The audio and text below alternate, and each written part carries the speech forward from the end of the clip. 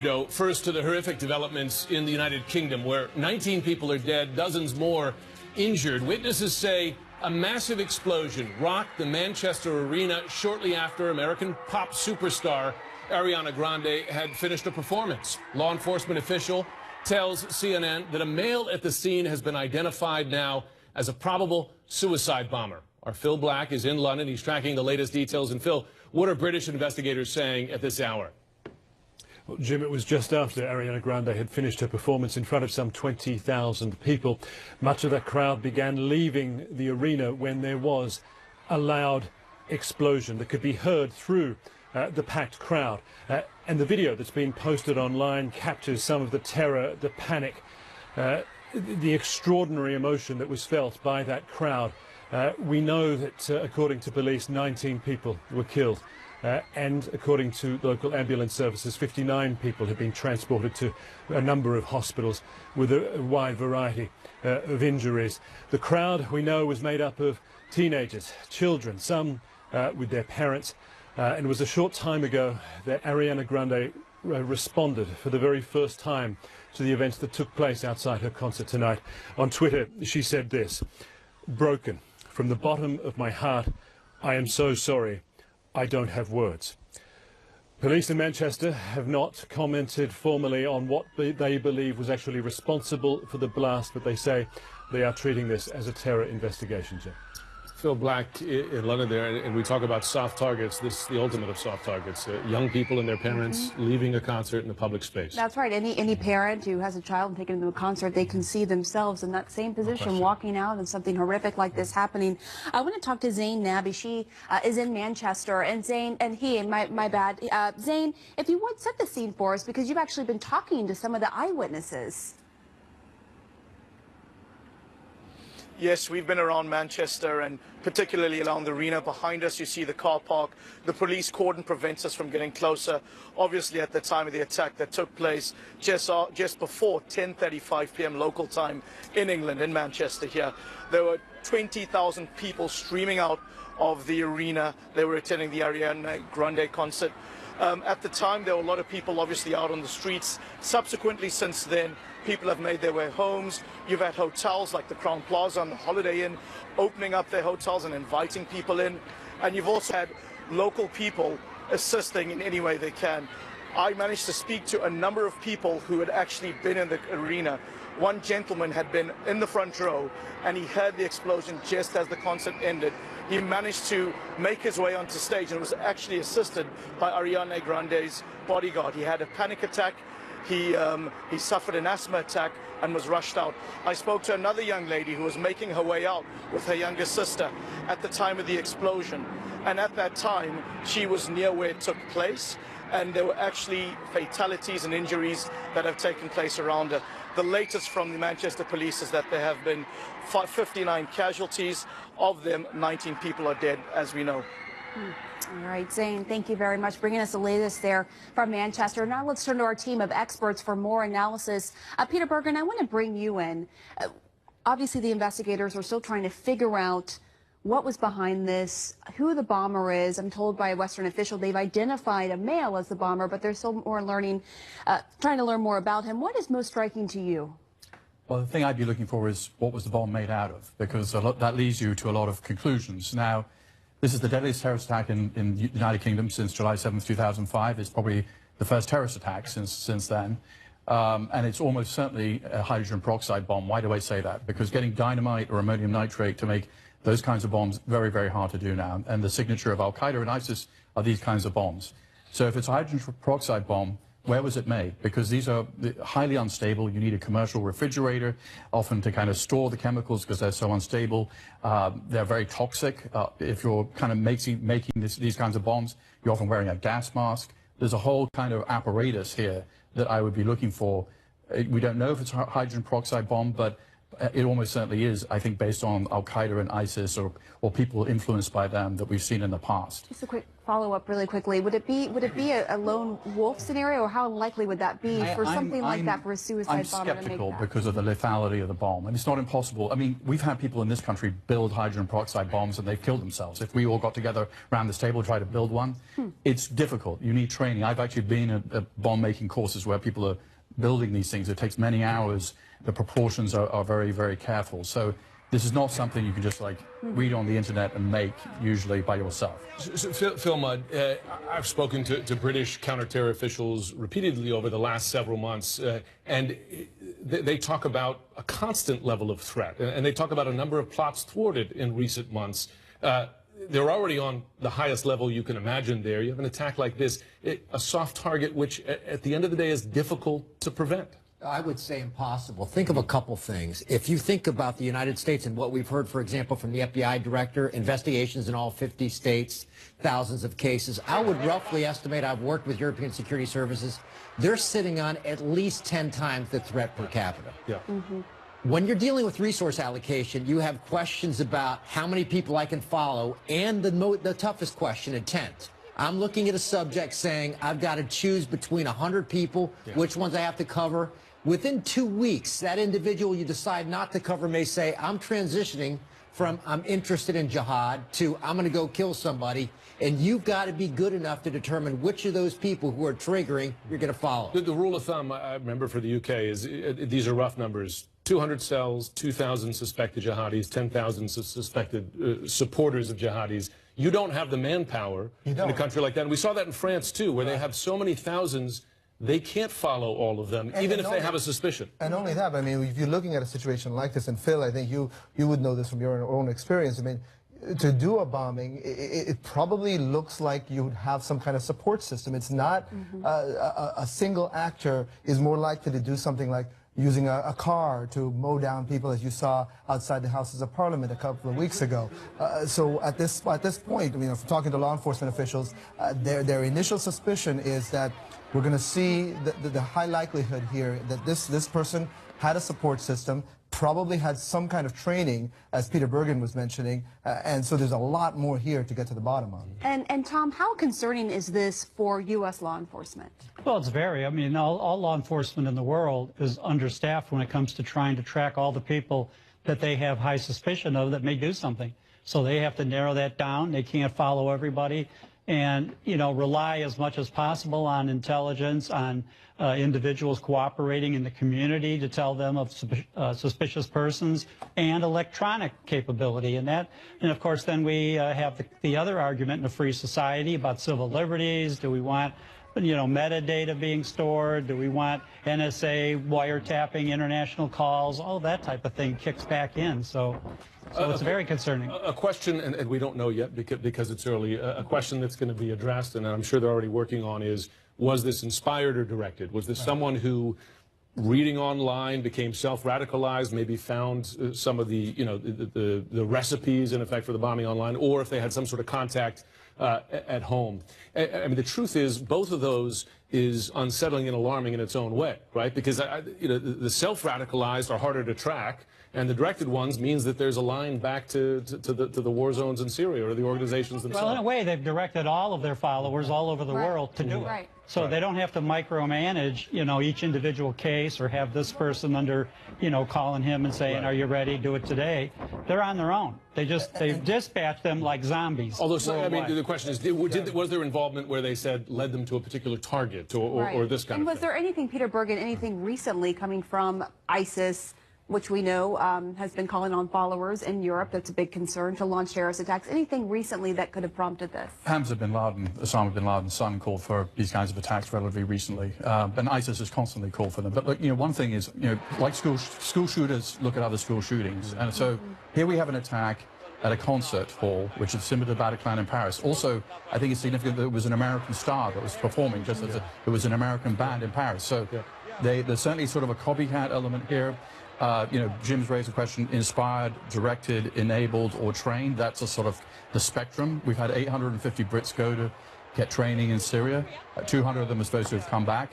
We don't know if this is, you know, we obviously don't know at this time, but the Brits are being pretty lucky, I think, so far. They've arrested a lot of people. We've heard from them that, you know, certainly you guys have both heard from British officials. MI5 says that, you know, they have hundreds of these guys that have come back, and as ISIS gets pressured in Iraq and Syria, more of them are coming back, and they're very particularly worried about them going to in places and concentrating in places like Manchester, in the Midlands, in London, because that's where there's a support network. And it just reminds you that in the view of these terrorists, no one is off limits. Clearly the target here was women and children. Yeah. Phil, what's happening now? It's our reporting, it's Pam and Evan's reporting that they have an ID on who they believe to be the suicide bomber.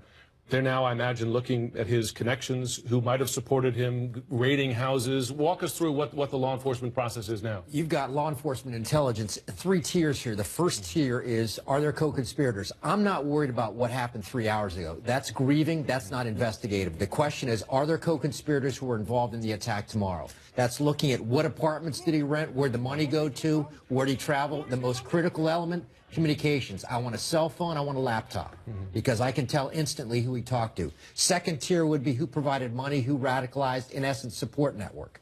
Then finally, you're looking weeks, months down the road, is there a tether that goes back someplace else?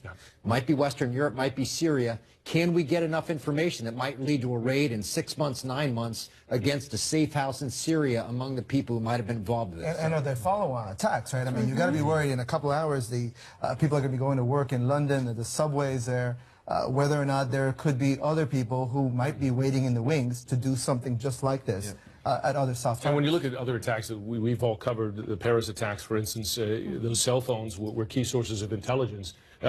Find other contacts, look for, I imagine, and Tom, you have enormous experience in this category, look for how big the web grows, if indeed there is a web, because there's also a possibility of a lone actor. You know, Jim, one of the biggest issues we saw in the other European attacks, Paris and in Brussels, were that in those neighborhoods, the police had almost no contact with the people. They were very isolated neighborhoods, so they had a difficult time getting cooperation. And you could argue one way or the other whose fault that might be, but they really had isolated communities that had been there for a couple of generations and not really assimilated into French or Belgian society. So the question now is Manchester in a similar situation? Do we have, you know, isolated neighborhoods where people don't feel like they're British or assimilated? They still feel like foreigners in, you know, the United Kingdom. So we haven't heard that part of this yet, of what the police relationships are in those neighborhoods. Possible, though, you also have you have the profile of the folks who were the the average local teenagers, right? I mean, you have that in UK, you have it here, who were assimilated and then took this path. But one thing that's striking is, you know, the ISIS attacks in Europe have really been a francophone phenomenon, right? It's Belgium and Paris. All these people went through the Belgian prison systems, the French prison systems. We haven't really seen it in Britain. I think, you know, Britain is partly protected by the Channel, partly protected by a very good intelligence service, and maybe a little bit of luck. You know, unfortunately, this is kind of a new development that it's, you know, pretty worrisome, because, I mean, for a while, you know, we have seen a lot of Brits go to Iraq and Syria for training, but they're much, you know, the numbers of French or Belgian is much larger. And the British do seem to have a better handle. I think what Tom is talking about is definitely a problem in Belgium. In the UK, we keep hearing from them that they've certainly done a better job of trying to at least infiltrate and try to make sure they can keep an eye on those people that are coming back. But as you said, you know, you never know where there's one that's hiding. It's a resource problem. Right. All right, Well, I'll thank tell you so much. When I ask people their top threats, intel officials, they'll often put at the top of the list terrorism and Russia. And tonight is a night where we have developments, sadly, in both categories. We certainly do. We have some breaking news in the Trump-Russia investigation. CNN can confirm that President Trump personally asked 2 of the nation's top intelligence officials to publicly deny any evidence of collusion between his campaign and the Russian government. And we're told the request was made back in March and that the Director of National Intelligence and the Director of the National Security Agency both refused to comply. Also breaking, I'm told that Special Counsel Robert Mueller has been briefed on the contents of secret memos written by fired FBI Director James Comey. And according to my sources familiar with the matter, that includes the memo in which Comey documented his claim that the president asked him to end his investigation of fired National National Security Advisor Michael Flynn. Tonight, a key House Democrat telling CNN that new documents show Flynn lied to investigators about who paid for his trips to Russia, including a 2015 speaking engagement in Moscow that he falsely claimed was funded by U.S. companies. This, as Flynn has told the Senate Intelligence Committee that he's defying a subpoena and invoking his Fifth Amendment right to avoid testifying. We're told the panel is open to the possibility of holding Flynn in contempt of court. So, Jim, this is certainly stunning information. Now we learn the president made calls to his two top intelligence officials to try to knock down what James Comey said publicly. Right. So we learned already that he made a request to the FBI director. Knock this story down.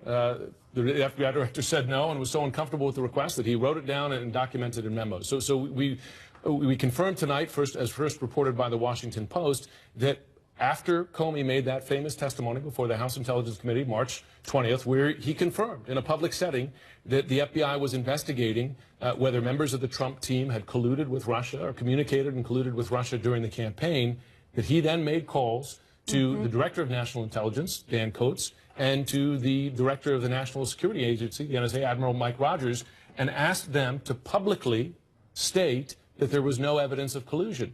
Both Admiral Rogers and Dan Coates refused that. They were uncomfortable with it. My sources tell me uncomfortable with the request, felt that this was undue pressure that the president was putting on them with an investigation underway. And with this reporting that you have, it shows a pattern, because as you'll recall, last February we reported that Reince Priebus called the FBI asking the FBI to publicly knock down reporting that we had in the New York Times about communications between Russia and Trump. And Gloria, what really stuck out to me in particular reading this article of the Washington Post was that White House officials reached out to the FBI, people in the FBI, trying to get them to end the investigation into Michael Flynn. It means that this is spreading. I mean, obviously you have a boss. Think of it. The boss is really unhappy. He's obsessed with this. He's reaching out to everybody he can because he still thinks he's running the Trump organization rather than being president of the United States. He's telling his people, can't you please talk to some people over there and put a stop to this? And then, you know, the Washington Post reporting says that these White House officials did that. Now, we know about Reince Priebus's outreach, which he has explained. He did that, I believe, last February. But this is a plural. This says senior White House officials sounded out top intelligence officials, you know, about intervening with Comey. So suddenly, this is spreading. And, you know, I think part of the problem is that the president, I think, has had a lot of frustration about the fact that he thinks there's information that shows there's no collusion, and he wants, you know, look, at his last press conference, he sort of mentioned that he can only speak for himself. It's the first time he's used that language, by the way. He's now sort of suggesting that perhaps other people have problems, but not he himself. He's been under the bus. A little bit of a throwing under the bus. But I think one of his great frustrations has been that, you know, he knows that Comey has briefed members of Congress, and among the things that Comey did not say to them was that Donald Trump was personally under investigation. As a matter of fact, he's suggested that he is not. And why can't Comey come out and say that? That's what the president's frustration has been. And he's been hanging on James Clapper, the former director of national intelligence, who did say some of those similar sentiments in an interview on NBC. And you'll recall also in James Comey's testimony before multiple committees, he would not rule out the possibility of the president himself was under investigation. It's clearly frustrating the president. Tomorrow also will be a key moment. Both Dan Coates and Mike Rogers are appearing in separate hearings on separate issues on Capitol Hill. They'll have a chance. Coates will be will go before the Senate Armed Services Committee. John McCain, the chairman of that committee, Lindsey Graham also sits on that committee. So you may hear some concerns from Republicans on this issue about whether the president unduly tried to pressure his intelligence chiefs to bat down these stories, and you're going to hear some concerns on the House side. Mike Rogers goes to the House. The commonality in all this is that a pattern of interference, at a minimum, right? I mean, you can debate the definition of obstruction of justice, and that's a fair debate because that's a legal question. But you have a pattern, at least, of a president, one, going to the FBI director, we know, going to the heads of the intelligence agencies during an active investigation. Didn't anyone say you can't do that? Well, that's what I was going to say. I mean, where they is did White House refuse the counsel? request. Shouldn't he know? did. Shouldn't he know that he can't do that? Either he knows and is okay Ignorance with is not a crossing the defense. boundaries, or he just doesn't understand the rules. I mean, but there are boundaries between the White House and the FBI for a reason. Well, and look, talking to White House officials, you can hear their frustration, because I think there's been an effort to try to let the president know, like, here's what you can do, here's what you cannot do. But we know that repeatedly we've heard from Roger Stone that he is still in touch with the president. We've heard from other people who are under investigation by the FBI in this investigation who are still talking to the president. This is something that he should not be doing, simply because of the appearance. I mean, we don't know they're just talking about the weather or football. It does not look good, and they keep telling him not to do it. And remember how he fired the Preet Bharara, one of the U.S. attorneys from New York. He personally tried to call Bharara before his firing, and Bharara thought that was inappropriate. And didn't take the call. And did not take the call. But the president seems not to have gotten that message when he talks to these other investigators. So in the midst of this, we now have a special counsel, of course, Robert Mueller, and your reporting today, Pam, was that he has begun in this investigation to look at the Comey memos, right? So to look at the fact that the evidence that the president interfered with Comey's investigation. That's right. So I'm told by a person familiar that part of this probe will likely focus on obstruction of justice. And he is already, less than a weekend into his official role as special counsel, he's already been briefed on former Director Comey's memos, and one memo in which he wrote that the president asked him to end the Michael Flynn probe. So that's something he's interested in. And now the former Director Comey will be a witness in this investigation. Now, of course, it raises the question, well, what about him testifying? Right. He has given the indication to Congressman Chaffetz today that he wants to talk to Mueller before he goes on the Hill and testifies, because now he's a key witness. So even if he does continue with his plans to testify before the Senate Intelligence Committee, it raises the question, Mana, does it not, that Mueller may tell him there are things you can and cannot talk about? I mean, is there concern at the committee that he might not be able to appear at all? Is that? I have not heard that, but I've heard there's some concerns about what he may say. I talked to James Lankford today, one of the members of the Senate Intelligence Committee. He said that's a concern. What can James Comey say publicly? Now, Mark Warner, the top Democrat in the committee, who I also had a chance to talk to today, said that Mueller, also noted that Mueller and Comey were going to have a discussion, determine what Comey could say publicly, so we'll see. And I'm sure if Mueller had it his way, he wouldn't testify at all until after the investigation. He wants to tell his story. Right. This is not a shy person. Yeah. This is somebody who kept these memos and has a story. Insisted on a public testimony as well. Exactly. Right. He has a story he wants to tell. So while he can't talk about the investigation, or he can't talk about what he was doing, but he can talk about what was in those memos, it would seem to me. Well, the other thing to keep an eye on, though, on that count is whether the White House tries to assert any kind of executive privilege. Now, they've already discussed some of this, so there is some waiving of that privilege that has already been done, at least in the view of legal experts who watch this kind of stuff. But we can probably expect that there is somebody at the White House who's looking at this and trying to figure out a way to reserve some of that, because we don't know everything else that Comey has in these memos. Certainly, the White House doesn't know, I don't think, what everything that's in those memos. Unless the lawyer, the White House counsel, has talked to the president about what he said to Comey. I mean, Well, and also it makes you wonder if Mueller will tell Comey not to reveal anything else about the memos because they're considered evidence in this investigation now. It's a fair question. I have to ask you, Gloria, because in the midst of this, of course, the president is on his first overseas trip. He's had a moment to shine, I imagine, with a big arms deal with Saudi Arabia. He's gone to the Western Wall in Jerusalem. You know, they've talked about peace in the Middle East. But he's going to come back here in a few days, and you're going to have Comey appearing, I mean, dragged back into it, I imagine, very quickly. This was supposed to be a reset. And, and in many ways it was. I mean, the president's had so far a very successful trip. And so what they're trying to do is reset. You saw that Reince Priebus hightailed it back here because they've got a budget coming out tomorrow. I don't have to tell you this, Manu. They've got a lot. They want to deal with tax reform. They have other issues. And the president hasn't really been tweeting on this at all because he's been abroad, which may be a blessing. So when he comes back, he's gonna. I'm sure he's aware of this Post story, and he's gonna get back in the thick of it. He was obsessed about it before. I don't think it's gonna lessen any, given this story about Dan Coates and Mike Roberts. And he kept the story alive today by saying, with meeting with Netanyahu, and saying, Israel. Right. I forgot That was a Israel truly was not the truly source remarkable moment. In effect, confirming that Israel was the source of that information he gave to the Russians. And that meeting between the White House and the Russian officials, or President Trump and the Russian officials, where he apparently divulged the highly classified information, that issue is not going away. Members of Congress absolutely want to get records of that meeting, particularly in light of the reports on Friday of him calling James Comey a nut job in that meeting. Right, and I think you're seeing the White House already kind of preparing for the fact that this is going to be a continued crisis. We're told that Corey Lewandowski met with the president before he left, and the idea that is actually being thought of very seriously in the White House is to bring him back to do some kind of crisis management or crisis control.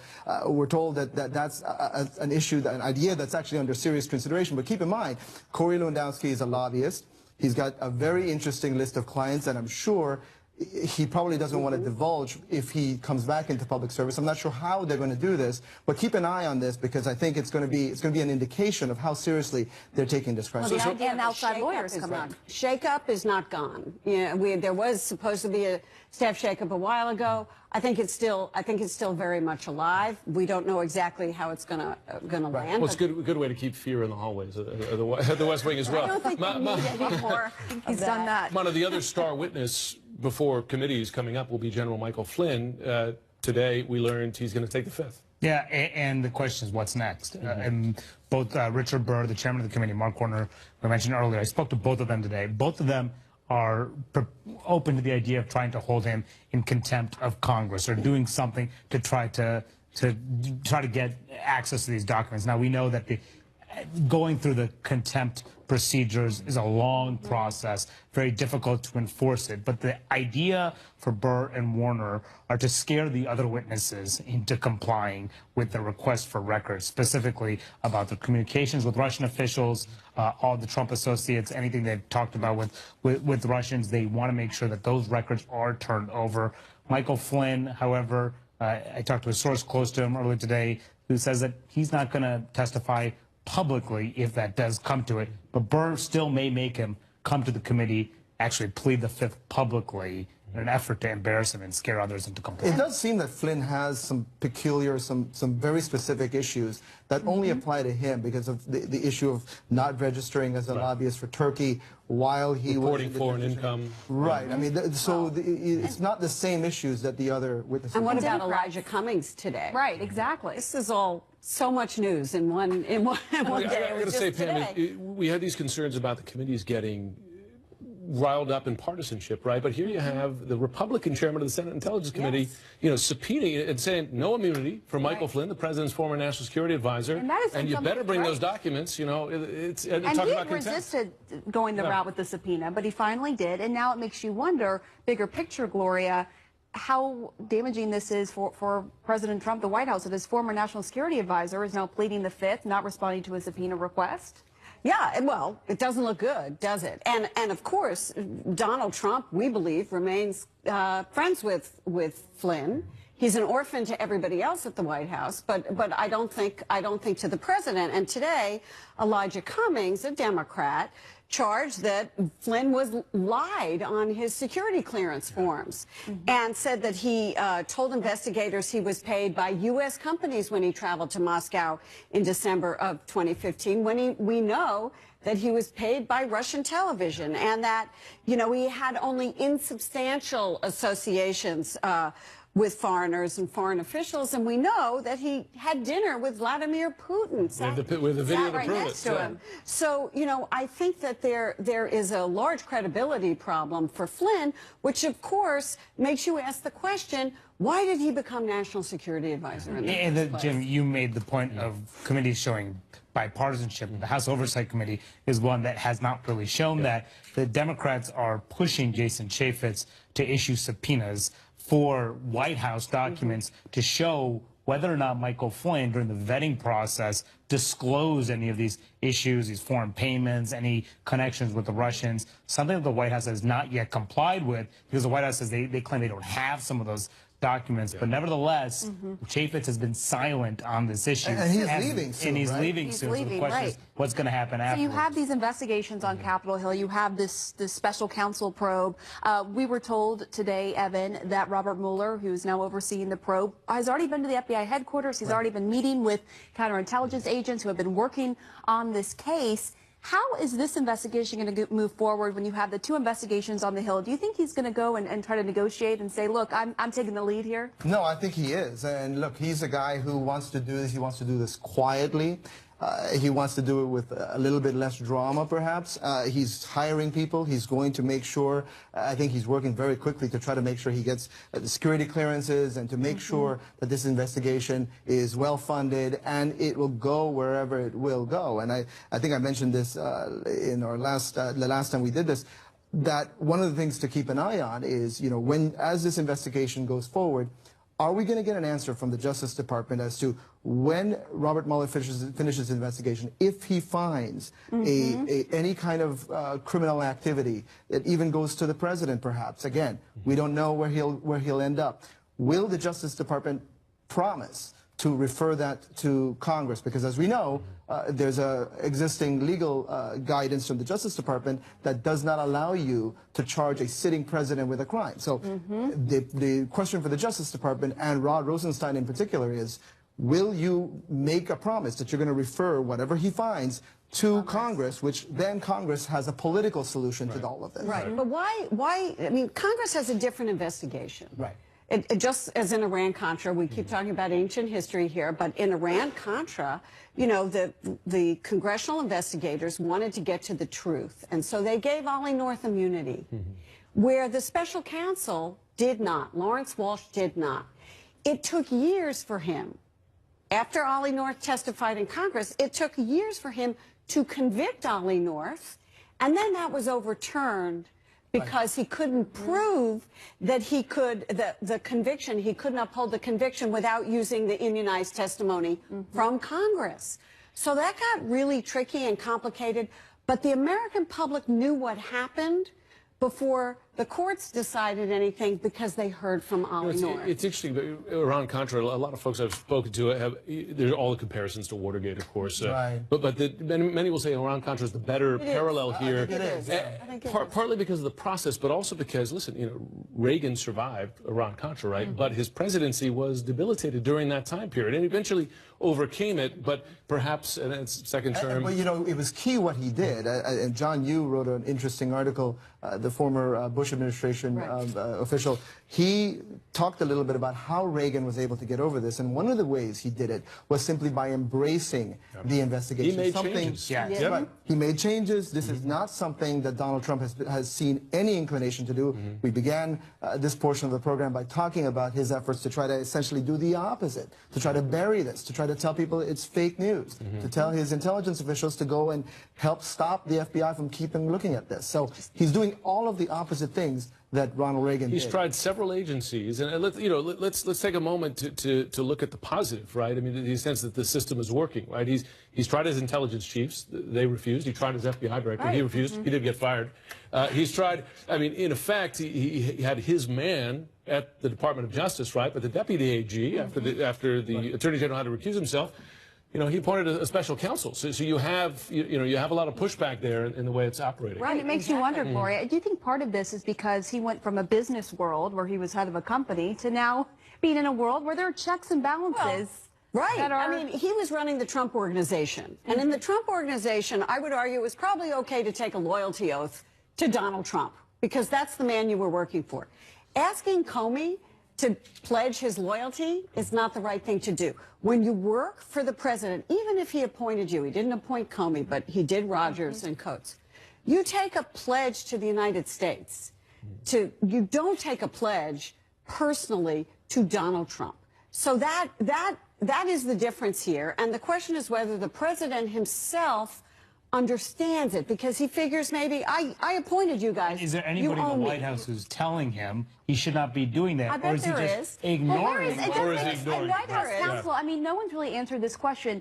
Did Don McGahn, White House counsel, ever tell President Trump, look, you shouldn't talk to Comey, you shouldn't talk to these intelligence agencies about Or the Reince Priebus, investigation, or Jared Reince- Kushner. Well, Who does he listen to? and maybe they have. And maybe they have, but we don't know. And maybe they need somebody else to come in Well, I and think do an intervention. That's what they're doing. They're interviewing lawyers, personal lawyers for the president, Exactly. who may be able to get through to him. Because, you know, look, they clearly understand that there's a risk here for the president. The fact that they're thinking about bringing in outside counsel to personally help the president through this crisis shows you that they realize, that people at least close to him understand that this is something that's very risky for the president. And when Sally Yates came in and talked to Don McGahn, the White House counsel, with her hair on fire about General Flynn, did he go into the president and say, you know, we have to think about this?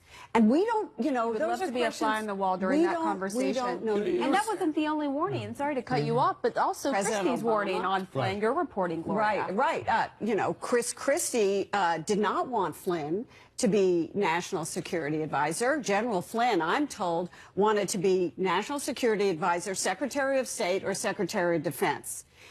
Chris Christie was fired. The first transition team was fired. He was not on their list for any of those jobs. And I believe they might have thought of him for DNI or Director of National Intelligence, something like that. But they knew that he was trouble for them. And I believe, to a certain degree, after their first briefing, that I believe it went so badly for Flynn that Donald Trump came out of it and spoke with someone with whom I spoke, who said, you know, that was really bad. And Donald Trump agreed, but said, you know, he's been so loyal to me. It always goes back to the loyal thing. The thing for Flynn that really, I think, won this job for him was the fact that he had this personal, direct connection with the president. This is something that, you know, nobody else could really interfere with. And Jared Kushner also was very supportive. What's interesting about the folks who had, you asked the question, who's standing up to the president, right? Now, early on, I mean, you had Sally Yates, who stood up on the travel ban. She was fired, of course, you know, portrayed by the president and many in the party as an Obama partisan, right? Even though she had served, you know, previous administrations of both parties, right, etc. But perhaps easier to make that argument to some degree. Then as you move along, you have James Comey. He's served both parties, both administrations. He's fired, call him Obama's guy. Now you have two of Trump's own guys, as it were. Dan Coates, his appointee as Director of National Intelligence, said no. He would not knock down these reports. Mike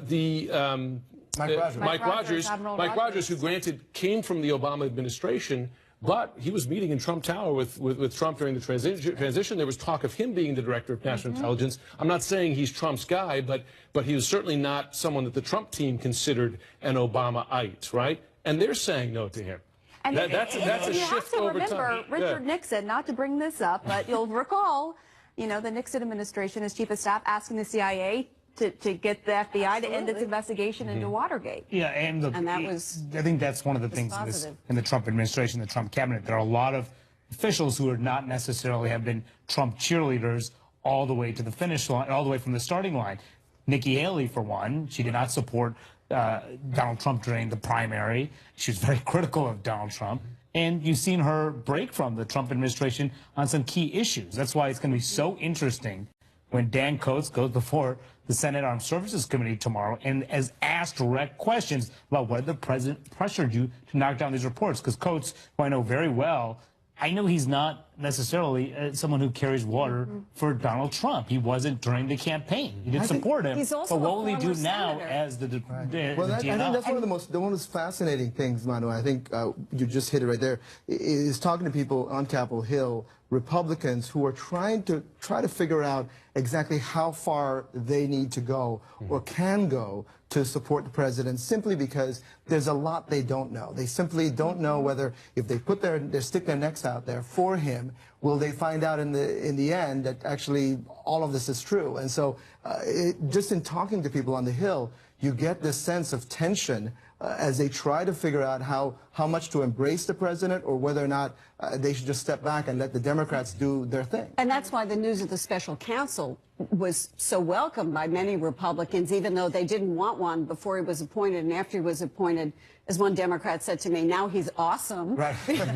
Because they really, you know, it sort of could take it off their plate. But as you have this drip, drip, drip of stories coming out every day, whether it's CNN or the Washington Post or the New York Times, they're coming out every day, and then Republicans have to respond to them. And it's the obstruction aspect of it that is the most alarming to the Republicans on the Hill. The collusion aspect is something that a lot of Republicans are not sure it's there yet, but the obstruction, when they talk about interfering, totally different ball. So against the backdrop of all of this, as we know, the president has been traveling overseas. I want to bring in our CNN senior White House correspondent, Jeff Zeleny, who's been traveling with the president in Jerusalem. So, Jeff, how has the administration been handling all of these various revelations day after day?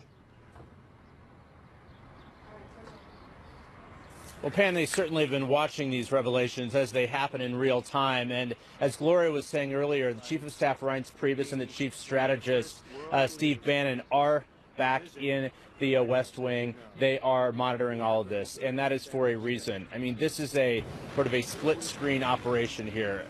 No question the president is seeing this trip as a welcome distraction.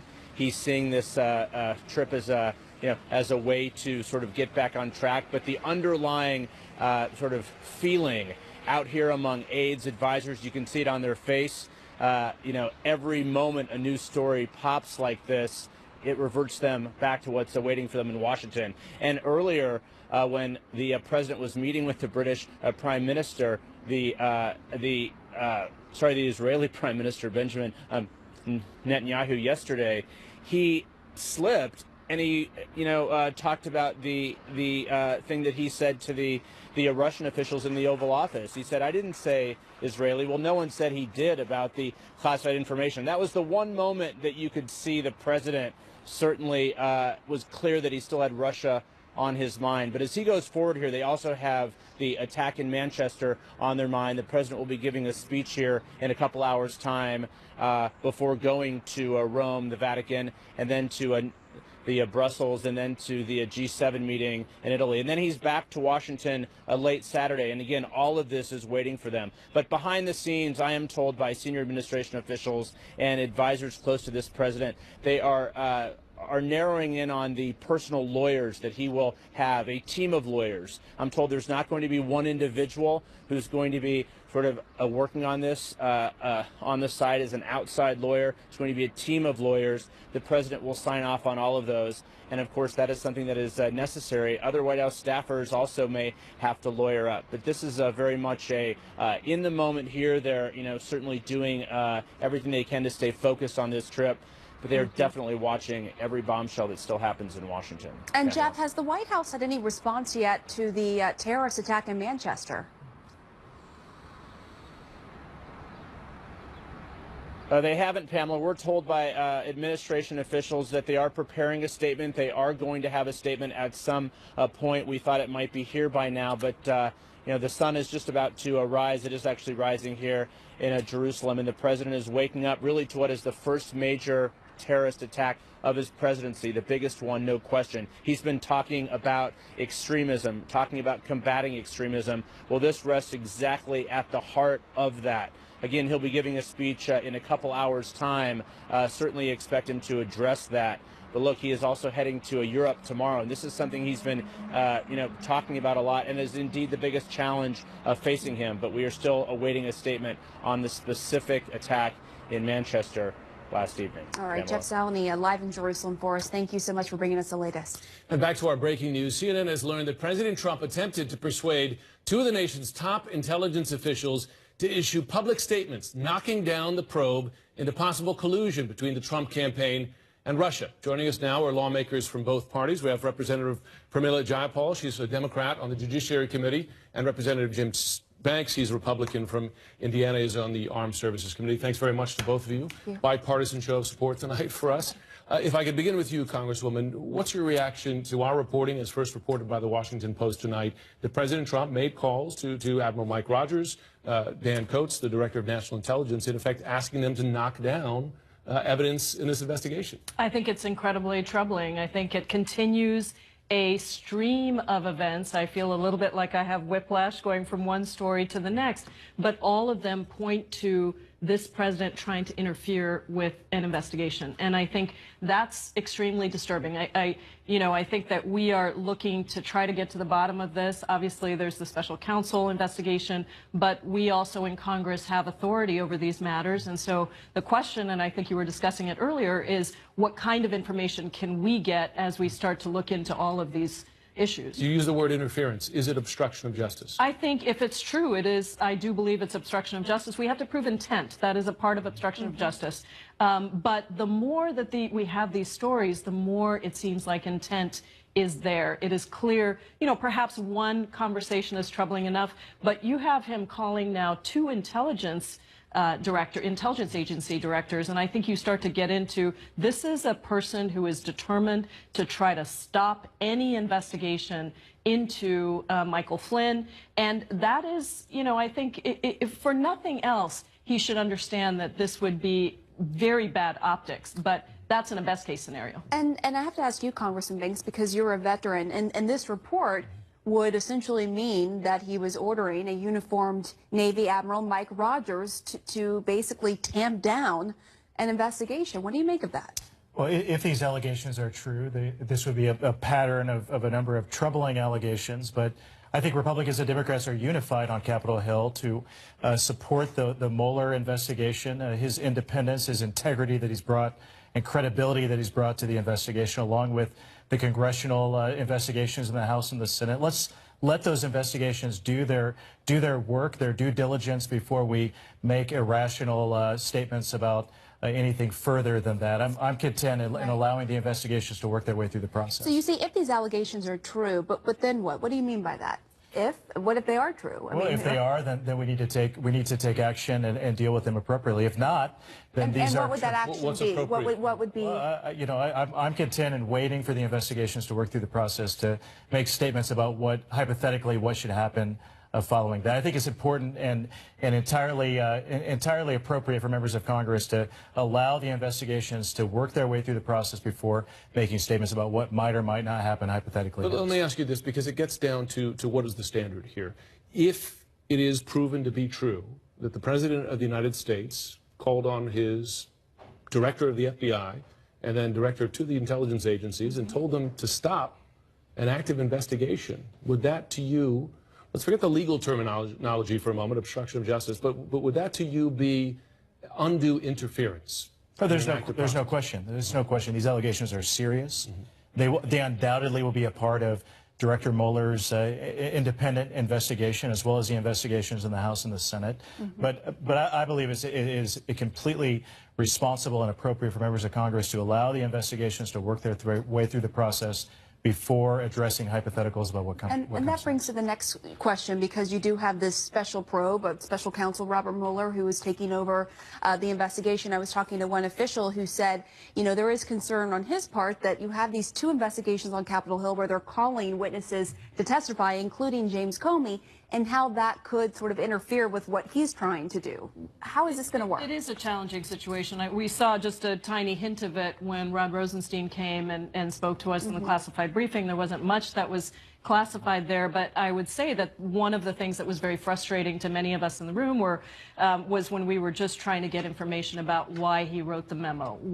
When did he write the memo? Why did he write the memo? Did he just wake up one day and say, hey, it'd be great to write a memo? Or did somebody actually come to him and ask him to write it? If that was the case, did he know that it was going to be used in a way? You didn't get satisfying answers to those questions. He didn't answer any of those questions, and he directed that to the fact that Mueller is going to be doing the investigation. We need to wait. But, there are competing priorities here. Not competing priorities, but there are parallel priorities. Let's say that Congress has an oversight authority. We should be able to continue to investigate as this goes forward. And while it's true that we want to wait for the facts to emerge. We can't afford to wait a long time, particularly with story after story emerging. This latest news, I think, is extremely distressing. And of course, another big headline that came out today is the fact that Michael Flynn will invoke his Fifth Amendment rights in response to subpoenas from the Senate Intelligence Committee.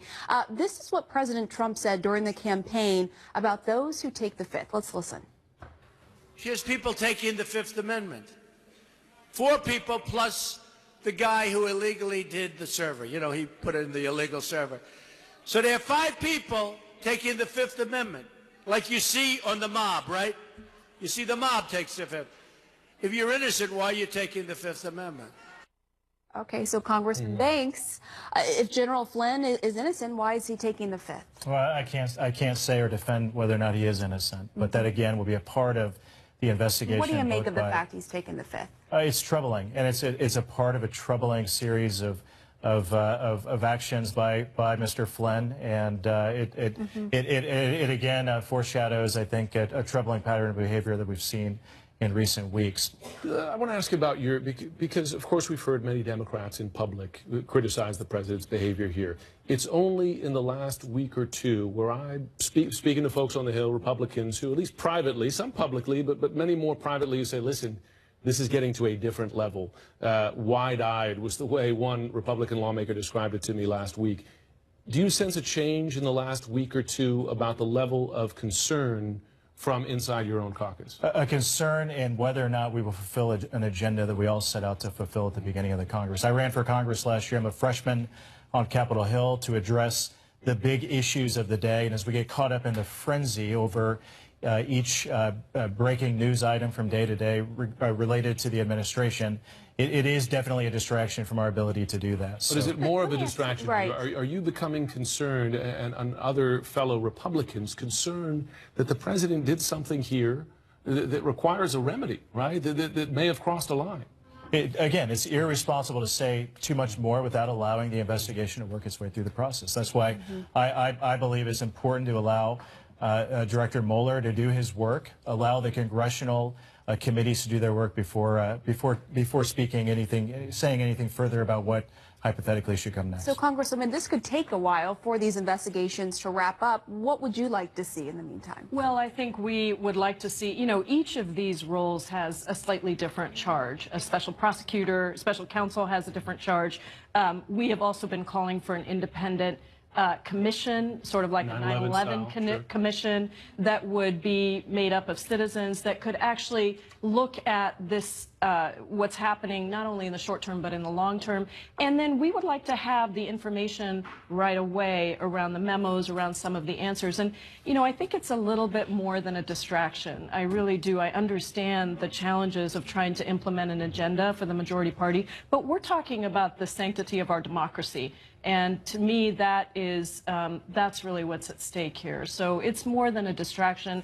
It is deeply concerning to the future of our country and the future of our democracy. And I want to continue our discussion of the stunning developments right here in Washington. CNN has confirmed that President Trump personally asked 2 top intelligence officials to publicly push back on the investigation and the possible collusion between Russia and the Trump campaign. And our experts are here for more analysis. Gloria Borger, set the stage for us. How significant is this? Well, I think it's very significant because it comes on the heels of our understanding that that the President of the United States tried to shut down the investigation with James Comey.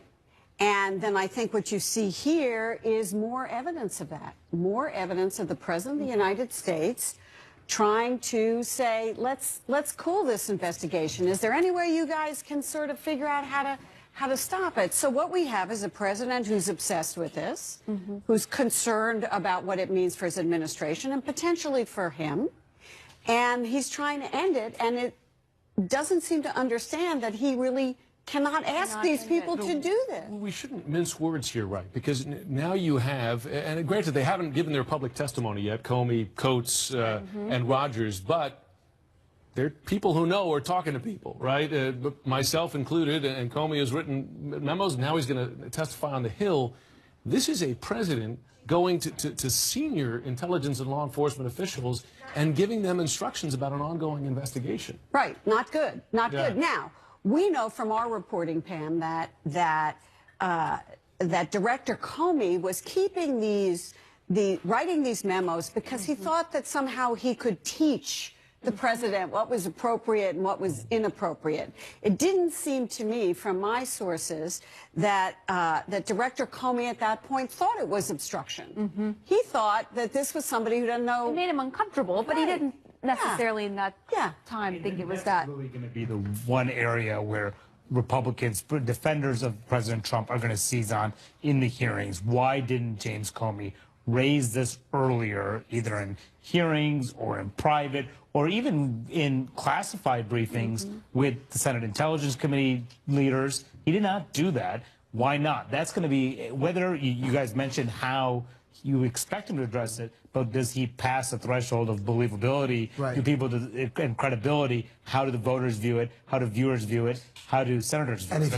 And if he didn't view it as obstruction, I think that's a big deal for Republicans in Congress to illuminate. And also, by the way, it's a kind of a curious practice to be writing these memos and talking to people outside the FBI about what you're discussing with the president. I think that's going to be another question that we're going to hear members of Congress wanting to hear from Comey, because it is sort of weird. And I was told by one source once he got fired. Right. He might have thought it was obstruction. But I was told, exactly, and that's what we were told through people we've been talking to, that in retrospect he did believe that, you know, the president was trying to influence him. And I did ask someone that you know, he speaks to, and said, why would he share this with you, to your point? And basically this person said that he was using his close associates as a sounding board because it did make him uncomfortable. Now, whether that's the right answer, that's not for... I can tell you this. I've watched a lot of Jim Comey hearings on Capitol Hill, and every time someone asks him about some conversation he's had with the president, he always says,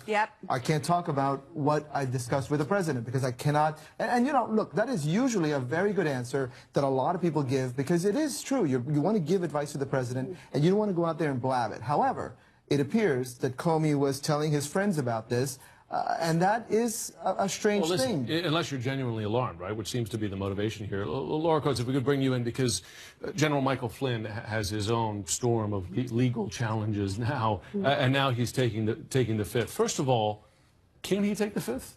He can. There's consequences to taking the fifth. I mean, you have the issue of contempt. You can certainly say, I'm not going to be amenable, I'm not going to be agreeable. There's clearly a criminal investigation that's going to be looming overhead, where any statements he may give or any documents he may produce will certainly tend to show either something incriminating, whether he's guilty or not. You have a right. It's meant to protect even the innocent people from saying, you cannot, government, force me to build the case against me. The burden is always on the government, whether it be Congress or a prosecutor, to say, are you guilty, and you can't actually prove your innocence. So there's consequences. There's really two paths to take. Either that Congress can say, well, we're going to recommend to a federal district court that they hold you in contempt. Good luck with that. Or they're going to say to DOJ, Justice Department, please hold the person in contempt. Good luck with that. So, Laura, I want to ask you, because on Friday I asked you the same question. When at that point we just knew about the president's conversations with Comey. Now we know the president had similar conversations with the Director of National Intelligence and the head of the NSA. Is that obstruction of justice when you have a pattern then of similar pressure applied to senior officials? Well, I believe that the contextual clues we're all speaking about, all the circumstantial stuff, really does lead to the conclusion it's obstruction of justice. However, as a former prosecutor, would I charge just that? No, and here's why. That's really an add-on claim, if you think about it. I know that's a crude way of considering it, but it's really an add-on. If your goal is to get the highest charge possible, obstruction is a way to add on a penalty, perhaps, or to show there is somebody who's trying to impede my quest for what the highest charge is. You know, it forms the article of impeachment. It can in at least 2 presidents. It is a very serious charge and allegation. But if your goal is actually to understand what collusion, this nebulous term, really means, what criminal law or penalty you can attach to the term collusion, obstruction is not your end game. And I think that's the reason you have prosecutors right now, and perhaps Mueller and everyone else, saying, we're not going to go there yet, because that is not the goal. That's a step in the direction trying to add the cherry on top of the prosecutor, who's clearly salivating over the concept of collusion. And Gloria, it's really a political question. I mean, do you get Republicans on board if we get, and we're many steps from that stage, Yeah, but who call it obstruction as well? You know, it's very early on, and I just remind you that, you know, even in the Nixon impeachment question, the House Judiciary Committee voted out the articles of impeachment. Less than half the Republicans supported that vote. So we are a long way from there. We are a long way from Republicans just jumping overboard. I think people need to know more about the discussions with Comey, need to know more about this so-called collusion, need to, you know, I just think we're actually, believe it or not, at the beginning of this and not at the end. It's a remarkable evening. And don't forget, we have a terrorism story tonight. We have many developments in the Russia story, and this feels like the norm. And of course, there is another major breaking news story that you alluded to there, Jim, the massive explosion in Manchester in the United Kingdom. And CNN's live coverage of that breaking news story continues now with CNN's John Vaz and Aisha Saiseh.